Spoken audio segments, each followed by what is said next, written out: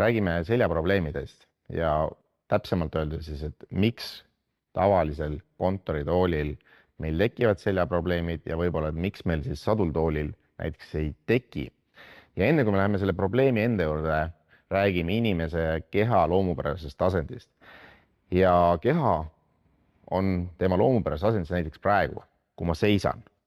Ehk siis minu vaagen on umbes täpselt sellises asendis.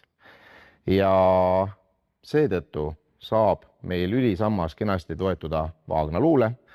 Gravitatsioon siis mõjub lülisambale ülevalt alla ja seetõttu ka surve diskidele on ühtlane, mistõttu meie selg saab funktsioneerida nii, nagu ta on ette nähtud.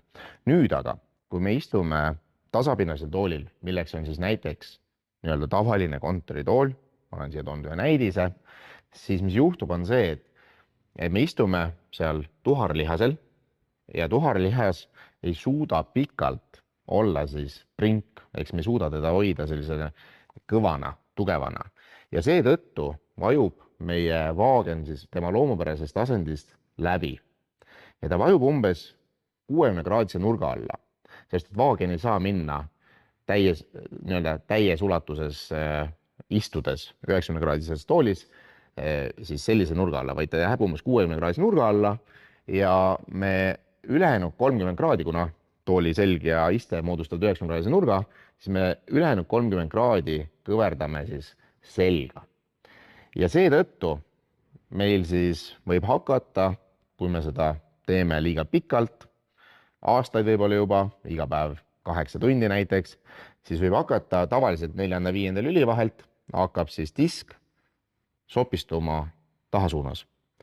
Ja tagajärjeks on siis see, et üks hetk hakkab suruma seljanärvile ja kui ta seljanärvile suruma hakkab, siis seda me tajume kui seljavalu. Ja juhul, kui nüüd ta mõjub meile jalgadesse, näiteks siis me tunneme seda jalavaluna või surinana jalgades, siis see võib tähendada seda, et meie lülisammas on veel lisaks sellele, et ta on nii-öelda siis maakeeli kõverdatud, anatoomiliselt tegelikult me näeme teda sirgeks, sellepärast et on S-tähekujuline, on ta siis ka veel kuskile suunas pöördes. Näiteks me teeme tööd mingi sellises asendisena.